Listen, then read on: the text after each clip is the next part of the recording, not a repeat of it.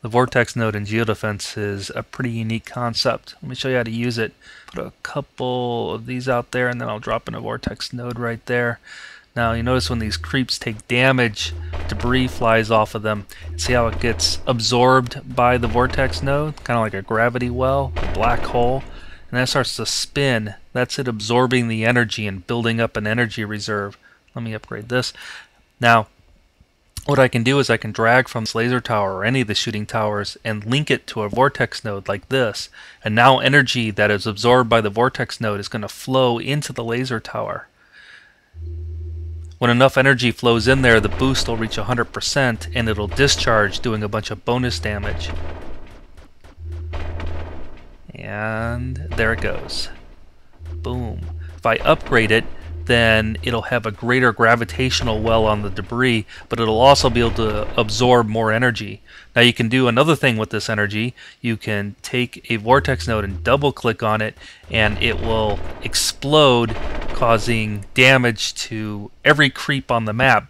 But it's based on the distance that the creep was from the origin of the explosion, and of course how much energy there was in the vortex node when you did it.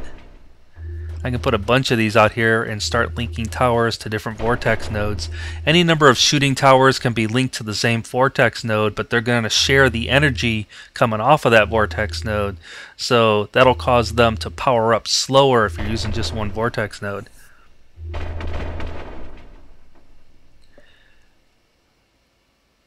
I'm going to keep upgrading this one here. Send some more creeps in. There goes another boost. And now the blaster boosted as well. I can put a missile launcher out here and connect that one up. You can see the boost moving up.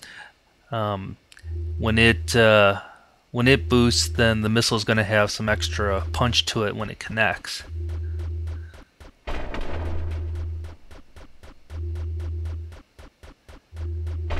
Now if you're going to pop these vortex towers a lot, you're going to probably want to make sure you have another vortex tower out at the same time so it can absorb some of the energy from the dead and dying creeps. If you just put one out there and pop it, then you can't really take advantage of all the destruction. So it's nice to use these in pairs or in threes, that sort of thing. I'm going to keep upgrading this particular one in the middle because I want to show you another feature that you can dig out of these vortex towers. And you see there goes the missile tower, fired off a bonus shot. Okay, we're at level 6 here, we're getting close.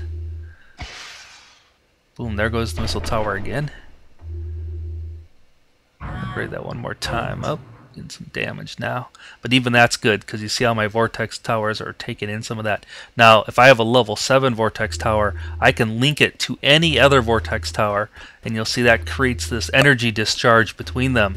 Assuming that tower has some energy in it, I think like 100 units or so, it'll discharge like that. And anything caught along the path will take damage during that static discharge. Now, the longer the distance between the two vortex towers, the slower that pulse will happen. So if you get them real tight, it's going to happen faster than if they're farther away.